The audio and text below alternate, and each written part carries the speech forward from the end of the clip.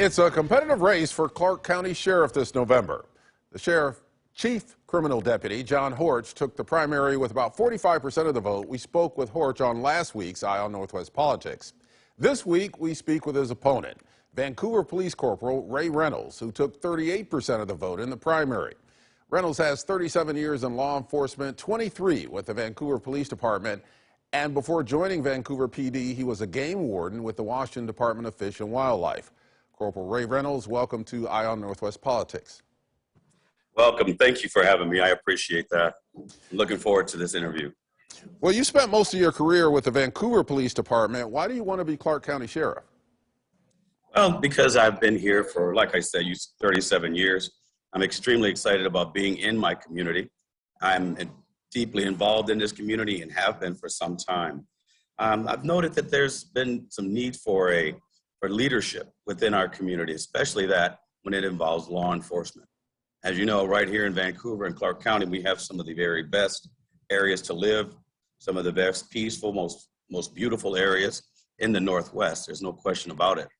And having lived here, I've seen some of the dramatic changes that are trying to happen to our area. And in my opinion, it's time for us to have some leadership that wants to return back to what we loved here in Clark County, and to have the safety that we have that is now starting to elude us because of policies that are coming out of different parts of the state which do not comport to our values here in Clark County. Last year, you ran for Washington State Senate as a Republican, losing to Democrat incumbent Annette Cleveland. That was in the 49th District. What's your Correct. motivation for seeking elective office for that transition? Again, as I ran for the 49th District, I was real excited.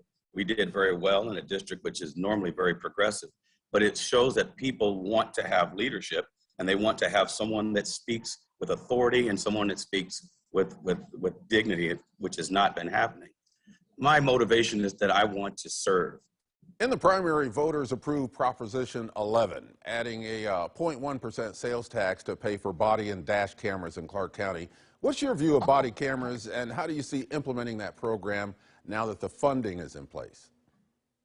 You know, I am excited about this. Having body cams right now will be one way of showing tremendous transparency. Also, when we are dealing with officers, it will help to prove many of our officers are innocent of any wrongdoing at all. We're very excited about that, because right now with the somewhat anti-police movement that has been out there, it's starting to question the integrity of our officers. I have complete faith in our officers. We have some of the very best officers in the entire country working here in Clark County. Our relationship here in Clark County with the police has always been good, and only recently, because of some of these outrageous events, that we have lost some of that. And having the body cameras will assure the public that you have the very best officers working for you, and it will hold those officers that don't do what is right. It will hold them accountable, but it will also hold the public accountable for their actions and what they do. So I'm very fired up about it. I think it's a wonderful thing, and I'm looking forward to working with our county council on implementing an outstanding program. Along those lines, the call for body cameras intensified after a Clark County deputy shot and killed a black man, Kevin Peterson Jr., in October of 2020. Right.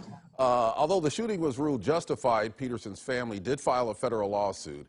And there have been several deadly deputy-involved shootings since then, including another black man, Noah Donald, and one that took the life of one of your Vancouver police officers, Donald Sahota. What do you think about the use of force in the Clark County Sheriff's Office, and are there issues there? I believe if we've looked at all of the investigations that have come through, and I like to believe we've had some intensive investigations from multiple independent sources, and each of those sources have ruled that the shootings were justified. I believe there's always room for improvement. I want to have the best trained sheriff's office in the whole state. And again, that comes back to funding. We need to have our counselors provide the funding that we need to have the training that our officers need. As you know, we've had numerous laws that have been passed in this area which require significant training and are demanding significant training. However, there hasn't been a funding source to go along with those mandates. So it is my opinion and also what my desire, and it's going to be one of my primary purposes, is to make sure that we have the funding to have outstanding training for our officers. The Clark County Sheriff's Office seriously understaffed. We've reported on that. What's your assessment of how that affects law enforcement on the county level, and how would you deal with that understaffing? You are absolutely right. That is one of the most, I'm trying to get it right word, egregious situations that has happened.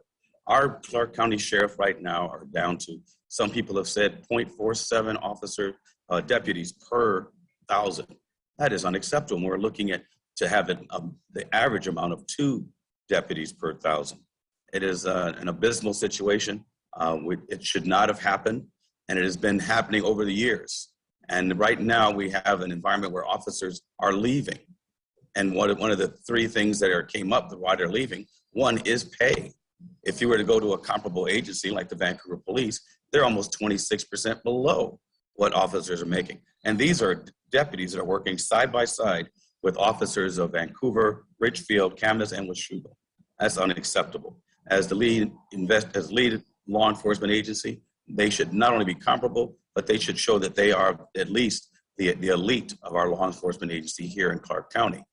My way of handling it is we're going to have to, again, appeal to our Clark County counselors. I'm going to be submitting a supplemental budget, even probably before I become sheriff, outlining where we need to increase the amount of monies to bring our deputies up to a comparable level of the people they work with, and then look at additional incentives to keep our deputies. Because right now there is no incentive because of these laws that were passed within the Clark County area and through what happened in the state.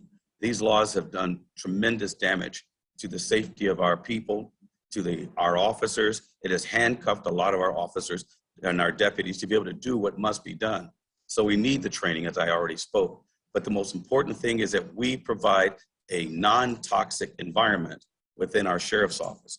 And that is what really must be done. We do not have that right now. So by providing the additional funding for them, getting the training that we're going to need through our counselors, developing an atmosphere of non-toxicity with the Clark County Sheriff, those are the ways that we're going to make a very big impact on our sheriff's office. And yes, we'll provide an environment that will be attractive to law enforcement, to people who are interested in it. Also, our recruitment teams are going to have to be empowered to go out and look for different venues and different avenues and really increase both our visibility in the community and to show that we are a professional organization. I believe the first 2 things that are happening are training, are the number of people we're going to have for our local agencies. I think that's going to be very fantastic.